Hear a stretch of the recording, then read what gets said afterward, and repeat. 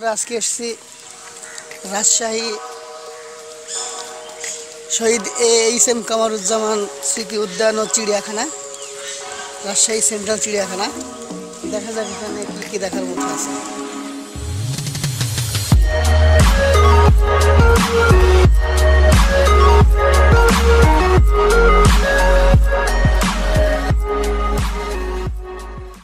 এই যে আমরা দেখতে পাচ্ছি একটা উটবিড়াল, আমার মনে হয় এটা ভোঁদড়।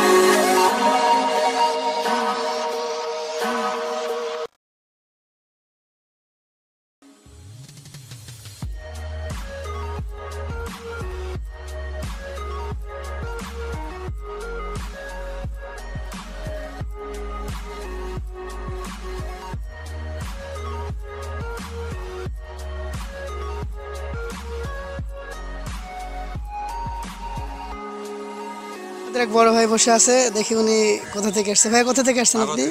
উনি মাগুরা থেকে আসছে। এখানে আপনি কেমন উপভোগ করলেন? জি, জি।